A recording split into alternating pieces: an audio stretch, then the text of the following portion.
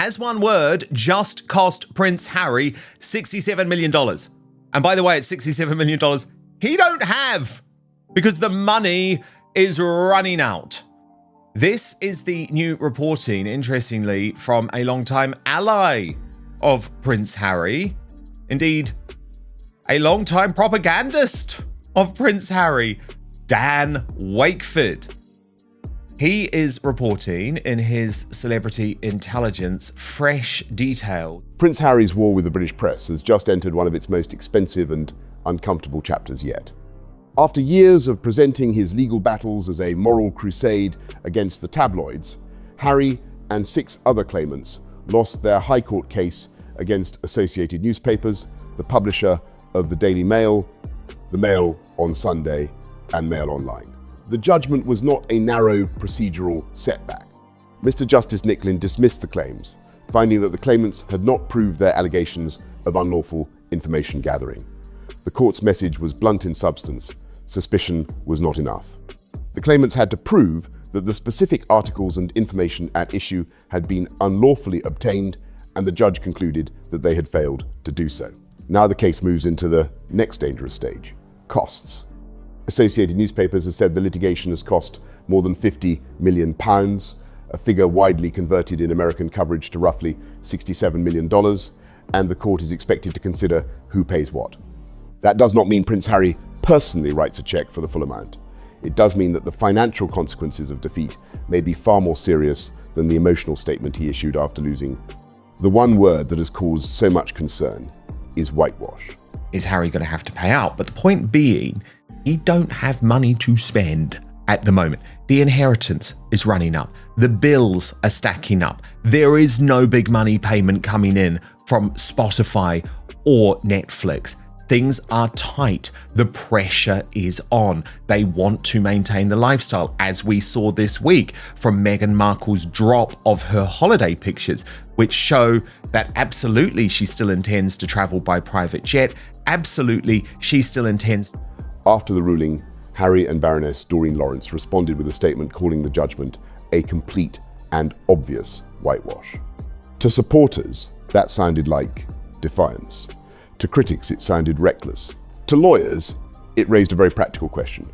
Why would any claimant publicly attack the result of a case before the same court has dealt with costs? English civil litigation gives judges room to consider conduct when deciding costs. Losing is one thing. Losing and then appearing to challenge the integrity of the decision is another. It does not automatically mean the judge will punish a party financially, and nobody should pretend the outcome is certain before the hearing takes place. But commentators are right to say that clients are normally told to keep quiet after a defeat, especially when costs remain unresolved. Harry has once again chosen emotion over discipline, and the timing could hardly be worse. That is the heart of this story. It is not simply that Harry lost. It is that he lost in a way that makes his whole post-royal strategy look fragile. He has built much of his public identity around standing up to institutions, the press, the palace, the Home Office, the old royal machine, and the people he believes failed to protect him and his mother. Mr. Justice Nicklin sits down again, this time to decide who pays for the most expensive privacy trial in British legal history, and the man he's deciding it for is the same one who just called his verdict a whitewash. Prince Harry and 6 fellow claimants, including Elton, John and Liz Hurley, lost every one of the 97 allegations they brought against Associated Newspapers, with Nicklin ruling that suspicion, even where understandable, was not enough. Sometimes that has brought him sympathy, and in some media cases, he has previously secured victories or settlements. But this Associated Newspapers case was different. It was supposed to be one of the great confrontations, a chance to expose what he and the other claimants alleged was a pattern of illegal conduct. Instead, the judgment rejected the claims. Associated Newspapers called the result a vindication and said it would seek to recover costs. For Harry, that is not just a legal defeat. It is a reputational blow because the story he wanted to tell in court did not become the story the court accepted. The list of claimants made the case even more high profile. Harry was not alone. The group included Sir Elton John, David Furnish, Elizabeth Hurley, Sadie Frostlaw, Baroness Doreen Lawrence, and former Liberal Democrat MP Sir Simon Hughes. They alleged unlawful information gathering, including phone hacking, blagging, and other methods used to obtain private information. The trial was long, expensive, and closely watched. But after hearing the evidence, the judge found that the claimants had not proved the case on the balance of probabilities. Costs hearings let judges weigh how the losing side behaved, not just whether they lost. And branding the ruling a whitewash before that hearing is exactly what litigators coach clients against. Doubly so when the language reads as an attack on the judiciary itself, rather than just an adverse result. English costs rules explicitly bake conduct into the calculation. Under Civil Procedure Rule 44.2, judges can move a losing party onto indemnity costs, a tougher standard, where the burden flips onto the loser to prove the bill. He rejected the idea that an article must have been unlawfully sourced, simply because it contained private information and because Associated could not positively explain every possible route by which that information was obtained. That is a crucial distinction. In public commentary, people often treat suspicion as proof. Courts do not. Courts require evidence, and the judgment said the evidence was not there. This is why the costs hearing matters so much. Costs are not just an administrative afterthought. In a case of this scale, they become a second battlefield. Associated Newspapers wants to recover as much as it can. The claimants will want to limit what they owe. There may be insurance arrangements, after the event cover, funding structures, and cost caps involved. Some reporting has suggested that insurance and outside funding may absorb a large portion of the financial risk. Other commentators have questioned whether insurers will cover everything if conduct becomes disputed. None of that is settled in public. The important point is that Harry's side cannot simply wave away the numbers. Even if he is not personally responsible for all of it, the case has created a serious financial cloud at the exact moment when his wider life already looks expensive and unstable. That is where Meghan Markle enters the picture, even though she was not a claimant in this case. Harry and Meghan have built a lifestyle that is costly to maintain. They have the Montecito home, private security, staff, travel, public relations, legal fees, production costs, and the expectation of a global celebrity standard. In the early days after leaving royal duty, the money looked endless. Spotify, Netflix, publishing deals, speaking opportunities, and royal curiosity created the impression that the Sussex brand could generate enormous income for years. But the landscape has changed. Spotify is gone. Netflix has not delivered the kind of cultural dominance that once seemed possible. Meghan's lifestyle brand attracts attention, but also ridicule and skepticism. Harry's book sold. But a memoir is not an endlessly renewable income stream. When the major checks slow down and the fixed costs remain, pressure builds. That pressure is why critics connect the legal case to Harry's separate fight over UK security. How do I put this? Dan is kind of stating the obvious. There is actually more than one word. It was the entire statement about how they came to court. They were seeking justice and accountability. They received neither. Now, the other issue is this was not an off-the-cuff, angry statement. You know, they knew about the verdict beforehand. And also, frankly, I don't think Harry has long argued that he and his family need appropriate protection when visiting Britain. His supporters say this is a legitimate safety concern for the son of the king, a man who served in the military and remains one of the most recognizable people in the world. Critics argue that the demand also reflects status and money. State-funded armed protection is not merely a practical service. It signals that a person remains within the official machinery of monarchy and government. Harry lost automatic police protection after stepping back from royal duties in 2020. And his visits have since been handled by case-by-case assessment. From his point of view, that arrangement leaves him exposed. From the state's point of view, public resources follow public duties and assessed risk, not royal grievance. The financial overlap is obvious. Private security at the level Harry believes he needs is expensive. Reports and commentators have put the annual cost in the millions. If Harry can persuade the British state to provide more of it, that reduces the burden on his private finances and restores some of the official status he lost. That is why the security fight is not just about whether Harry feels safe. Now, a lot of people are saying insurance is going to cover this. However, the insurance company is likely, if they haven't already, alerted the team they're not going to pay, or they're going to fight having to pay, because first of all, the case should never have been brought, as Justice Nicklin warned, and then in his judgment said there was absolutely no evidence. Second of all, it is about what kind of life he believes he is entitled to after leaving royal work.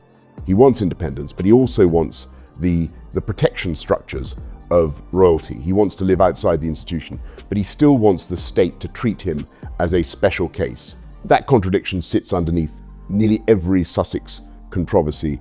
The Associated Newspaper's defeat makes the contradiction harder to manage because it creates the impression of a prince fighting multiple expensive battles at once. He is battling the press, he is battling the Home Office, he is estranged from his father and brother.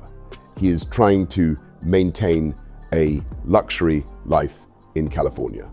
He is married to a woman trying to build a lifestyle business that depends heavily on royal attention, while also insisting it is rooted in home, warmth, and authenticity.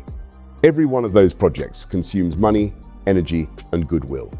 When a court defeat puts a huge costs question over the table, the public naturally asks how much longer this model can run. Commentators such as Dan Wakeford have suggested that Harry's whitewash response may become a costly mistake because it gives opponents another argument about conduct. The analysis is not that the word alone magically creates a £50 million bill. Chunk that this could take out of their finances. Now, they're already running at a loss. It costs them millions of dollars a year just to stay in the house in Montecito, keep the lights on, and hire security, not to mention the private schooling, etc. So they're not covering even those bills. They have the money in the bank for that, but nothing is being replenished. It's all being sucked out. This will take out an even larger chunk. The analysis is that litigation is strategic, and Harry often behaves as if strategy is secondary to emotional release. He did something similar after a previous legal setback, calling it an establishment stitch-up. That language may feel satisfying to fans who already believe the system is stacked against him, but it does not necessarily help in court. It may also make the palace deeply uncomfortable, because the British justice system operates in the name of the Crown. For the King's younger son to publicly attack a High Court judgment creates constitutional awkwardness, even though Harry is no longer a working royal. That awkwardness matters because Harry's relationship with the royal family is already in poor condition. The King has made limited gestures of warmth from a distance, but the practical relationship remains cold. Prince William's position is even clearer. There is no sign of a serious reconciliation between the brothers, and the damage caused by Spare, the Netflix series, interviews, and years of public accusation has not faded. Harry may have believed that time would soften the wound, or that his version of events would eventually force the family to acknowledge him. Instead, time appears to have hardened the lines. William has a future to protect, a wife who was publicly attacked, 3 children to raise, and an institution to inherit. From his perspective, Harry is not merely a brother with grievances.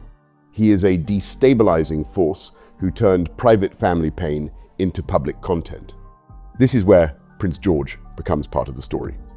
George turned 13 on the 22nd of July, 2026, a major milestone because he is now a teenager and preparing to begin at Eton College in September. He is second in line to the throne after his father. That means he is not only William and Catherine's son, he is the future king after William. As George gets older, the question of Harry's place in his life becomes more complicated. There was a time when Harry might have imagined himself as the fun uncle, the spare, who could help guide the next generation, the person who understood better than anyone what it meant to grow up near the throne without being the heir. But Harry's own choices may have destroyed that possibility. When George is old enough to read Spare, listen to the audiobook, or watch the interviews, he will not encounter some abstract political disagreement. George and Charlotte, and probably Louis too eventually, will never want to have their own personal relationship with Harry because they're going to be so horrified when they receive access to the things that Harry said and did about their own parents. And I thought it was very interesting analysis. Paula, watch this. At any point, George can download Just go and buy the it. audiobook and listen to his uncle slagging off his When dad. he's in his own room at Eton, maybe that's what he'll do. Out of sight.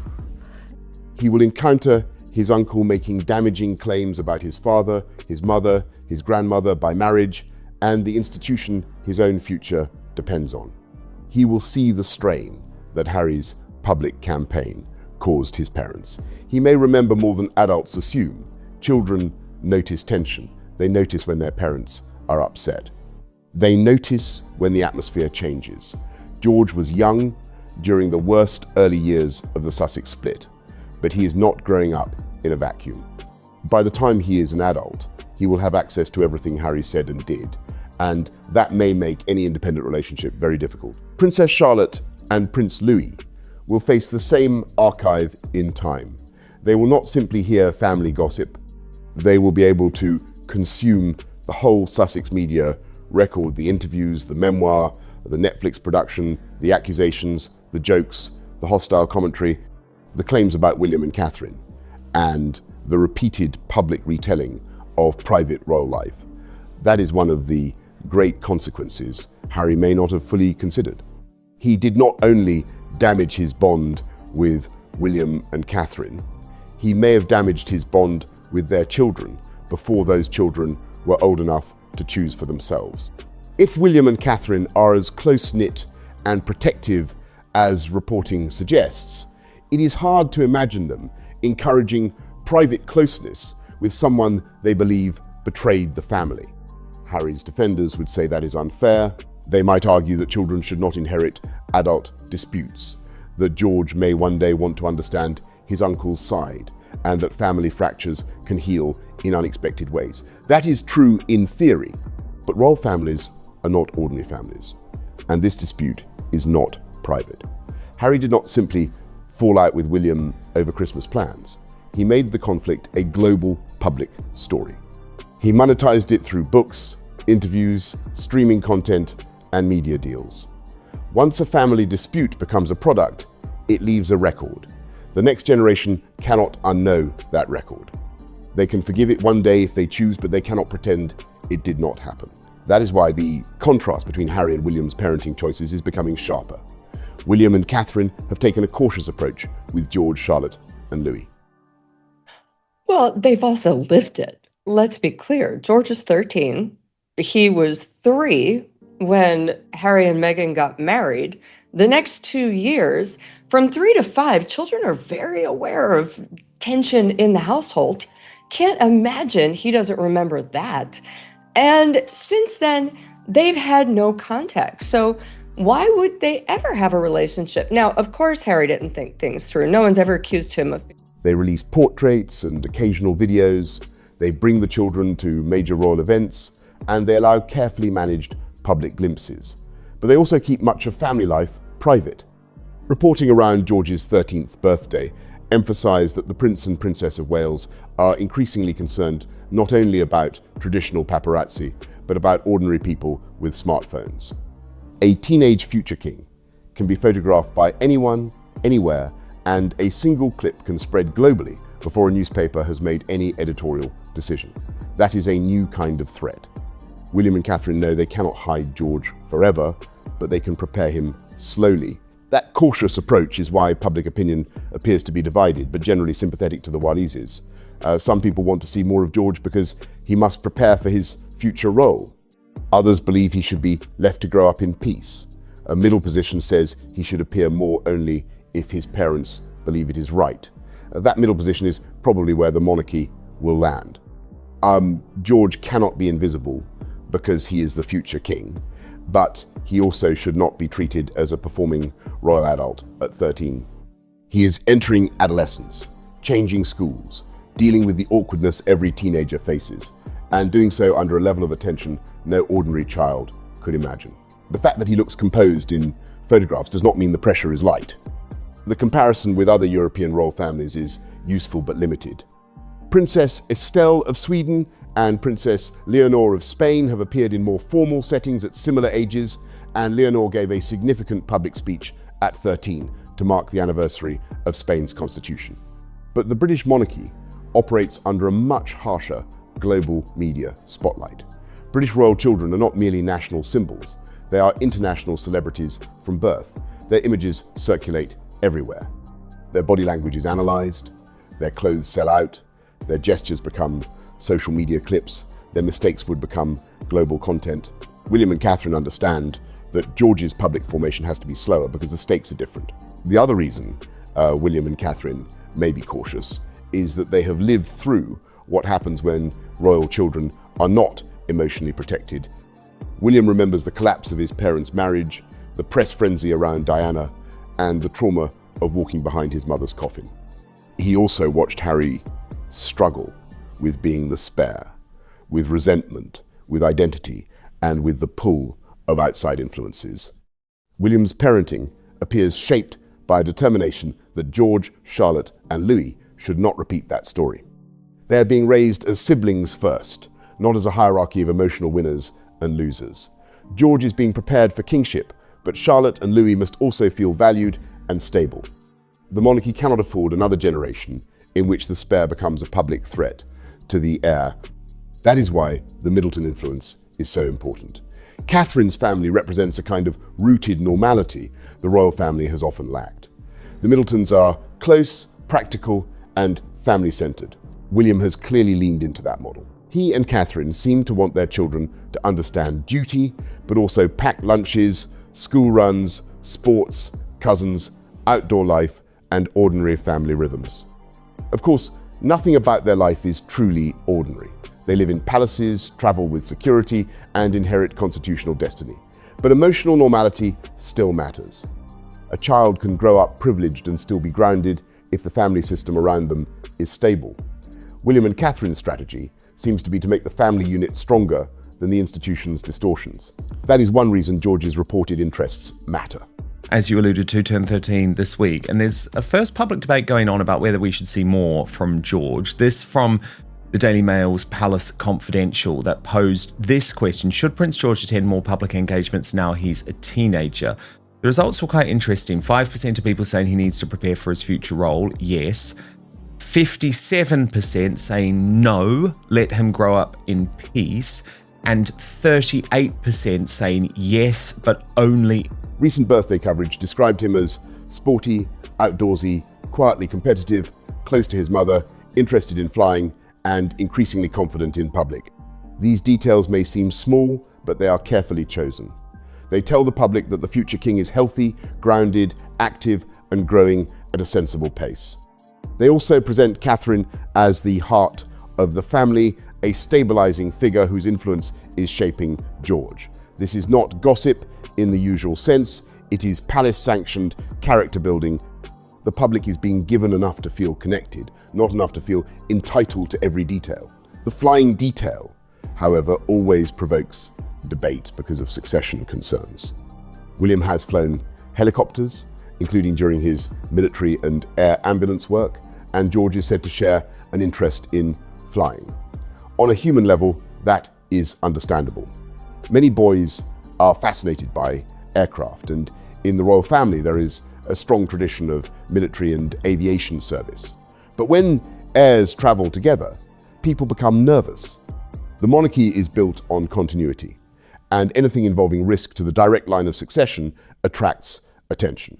Critics of royal flying are not saying George should never have interests or skills. They are saying that the heir, the heir's heir, and the next generation of heirs have to think differently from private citizens.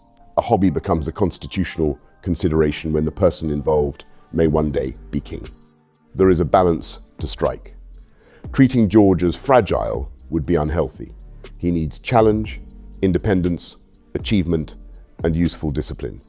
If flying teaches responsibility, focus, technical skill, and confidence, it could be valuable. But William and Catherine will inevitably manage such interests carefully. The old royal instinct was often to prioritize duty over emotional need. The modern Wales approach seems to be more subtle. Allow the children real interests, but build guardrails around them. That is sensible. A future king should not be wrapped in fear, but neither should he be encouraged to behave as if his personal preferences exist outside national consequence. The Eton transition will test that approach. Eton is close to Windsor, and it carries deep royal and elite associations. William and Harry both went there, which makes George's arrival symbolically loaded.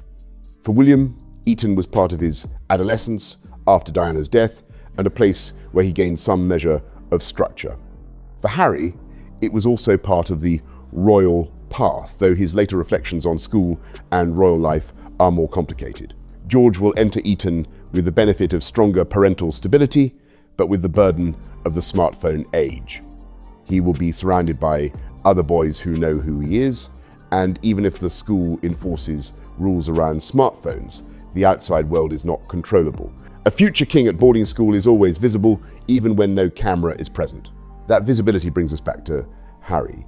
One of the tragedies of the Sussex split is that Harry might have had something useful to offer George. He could have explained what resentment feels like before it becomes destructive. He could have helped Charlotte and Louis understand the spare role in a healthier way. He could have been a bridge between royal duty and emotional honesty. But instead of becoming a wise uncle, he became a cautionary tale. That does not mean Harry is beyond redemption, or that reconciliation is impossible. It means the role he might have played has been severely damaged by his own public choices. The irony is painful. And likes. It will be interesting to see how they navigate this challenge, given how determined they have always been to ring-fence their family from the moment George and his siblings were born. One source tells me of an incident in the early summer of 2015 that was something of a tipping point for Kate in particular. She was out on the beach in Norfolk with George, who was just 2, when it became clear they were being stalked by 2 photographers. She had to grab him and go, and was deeply upset about the whole thing. It wasn't the first time this had happened, but she was really unhappy and very, very worried. There was a lot of thinking along the line. Because Harry often speaks as if he is the only person who truly understands the dangers of royal childhood. Yet, William and Catherine appear to have learned the lesson without turning it into a public crusade. They are not exposing their children to tell-all content. They are not using George's teenage transition as a platform to attack the institution. They are quietly adjusting the royal rulebook, giving the public controlled access, while preserving as much family life as possible. That may frustrate commentators who want more visibility, but it has produced 3 children who appear relaxed, affectionate, and increasingly capable in public settings. The public sees the results and tends to trust the parents. Harry's approach to public life is almost the reverse. He often begins with a legitimate emotional issue and then handles it in a way that creates new damage. Press intrusion was real. His trauma around Diana was real.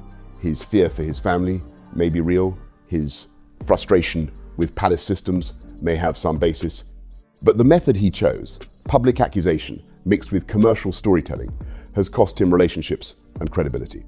The court defeat against Associated Newspapers compounds that because it suggests that, at least in this case, the evidence did not support the sweeping claims. For a man who has asked the public to trust his version of events, that matters. The Travelist story adds yet another layer of contradiction. Harry launched Travelist in 2019 to promote more sustainable travel choices. From the beginning, critics pointed out the tension between that mission and the Sussex's own use of private jets. Harry's defense at the time was that nobody is perfect and that people can all do better, with security sometimes affecting travel decisions. Now, the appointment of Professor Graham Miller as a director has revived scrutiny, because Miller previously made a sharp comparison between bragging about frequent flying and bragging about driving after drinking. His broader point was about changing social attitudes toward unnecessary flights, not a literal legal equivalence. Still, the quote is awkward for a travel initiative associated with a prince repeatedly criticized for private aviation. The problem is not that an environmental travel initiative cannot be led by imperfect people. If perfection were required, no public figure could advocate for anything. The problem is the size of the gap between message and behavior. Harry and Meghan's life is built around international travel, celebrity access, private events, and security arrangements that often make ordinary, low-impact travel difficult. At the same time, their brand wants moral authority on sustainability. That combination invites charges of hypocrisy. When Meghan posts holiday images that appear to involve luxury travel, and Harry's eco-travel project is led by someone who has criticized frequent flyers so strongly, critics do not see nuance. They see another example of rules for everyone else and exceptions for the Sussexes. Travelist itself has always been somewhat difficult for the public to understand. It is not a normal charity in the way people imagine a charity. It is a sustainable travel initiative working with major companies and industry partners, aiming to encourage better information and choices for travelers. That may have value, but to many viewers, it sounds abstract. Ratings, frameworks, carbon impact, booking platforms, and the idea that travelers can pay or choose differently to reduce harm. They have done a very good job doing what they can to give a firm, strong background and family tight-knit. They definitely look towards the Middletons as their role models, as opposed to Charles and the other royal family. And they don't want what happened to Harry to happen to Charlotte or Louis or even George. They don't want a spoiled kid. They want a happy kid. And critics wonder whether such systems change behavior meaningfully or simply help wealthy travelers feel better about doing what they were already going to do. In the age of artificial intelligence and automated comparison tools, some also question how unique the project really is. For Harry, Travelist was supposed to show purpose beyond royal grievance. It gave him a serious-sounding global issue and a role connected to ethical travel. But because the Sussexes themselves remain associated with high-consumption living, the project has never fully escaped the hypocrisy debate. The same pattern repeats across their public life. A good cause becomes entangled with personal branding. A moral statement becomes vulnerable to questions about lifestyle. A public initiative becomes another piece of image management. That does not mean the initiative is worthless. It means Harry and Meghan are not trusted messengers by the people most inclined to scrutinize them. So the broader picture is now clear. Harry is facing a major legal defeat and uncertain costs. Meghan is trying to maintain a luxury lifestyle and build a brand in a skeptical market. Their security fight continues to raise questions about entitlement and public money. Their relationship with William and Catherine remains frozen. Their connection to the next generation of Wales children may already be damaged. Their environmental messaging is once again colliding with their travel habits. Each story might be survivable on its own. Together, they create a portrait of a couple trapped by contradictions. Supporters will say the criticism is relentless and unfair. They will say Harry is punished for challenging the press, Meghan is punished for existing, and the couple cannot make a move without being accused of calculation. There is some truth in the intensity of the scrutiny. The Sussexes attract disproportionate attention because they are famous, polarizing, and connected to the royal family. But scrutiny is not the same as injustice. When public figures sell their story, use titles, launch brands, bring lawsuits, release family images, and demand official protections, they invite public judgment. That judgment may be harsh, but it is not random. It is connected to the choices they keep making. What makes this moment different is that the old Sussex defences are losing force. For years, they could say they were telling their truth. They could say they were exposing hidden systems. They could say they were building an independent life. But the independent life still leans on royal status. The truth-telling has created family estrangement.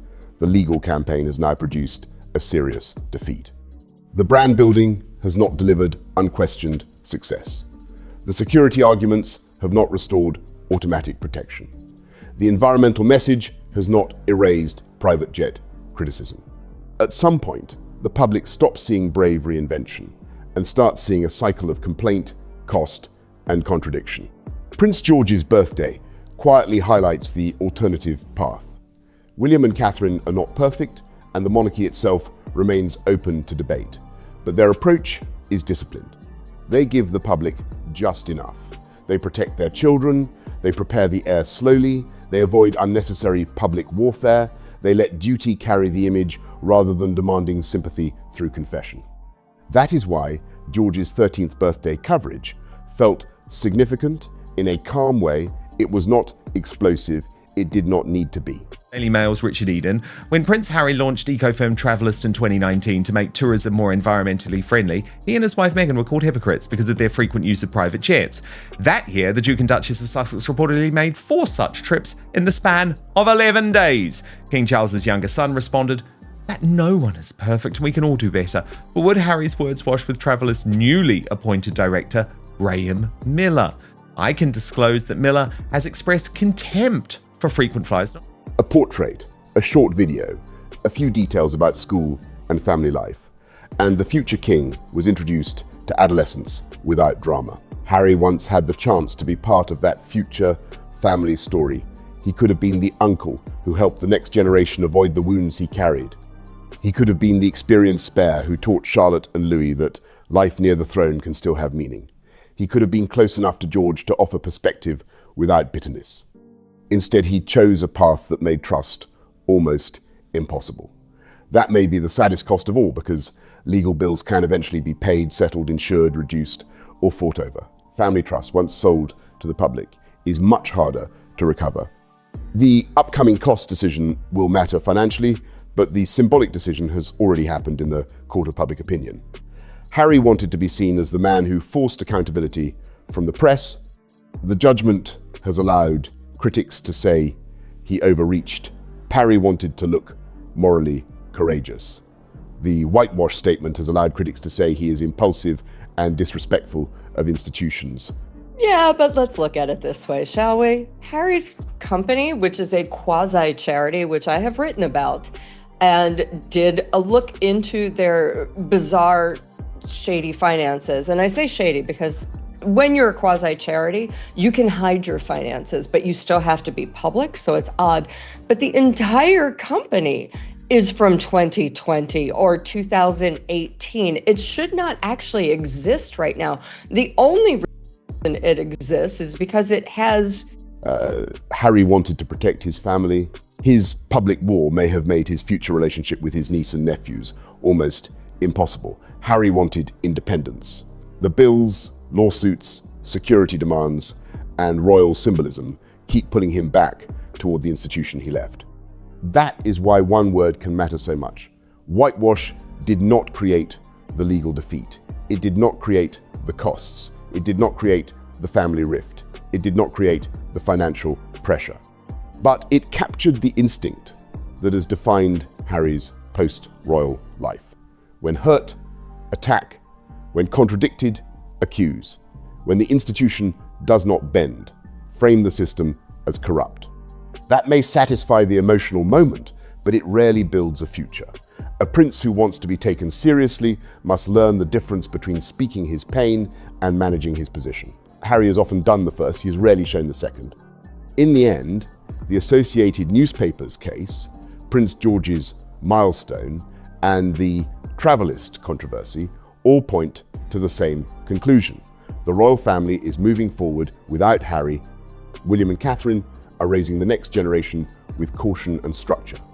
George is stepping toward adolescence and future duty. The king continues with official work.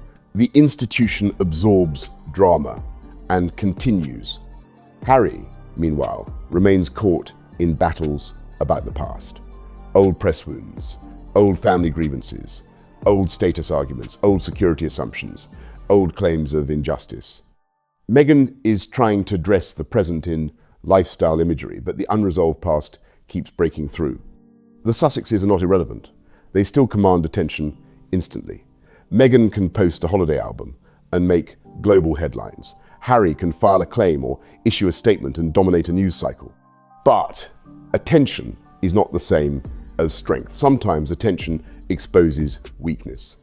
Right now, every headline seems to reveal another pressure point: money, security, credibility, family, environment, status, or trust.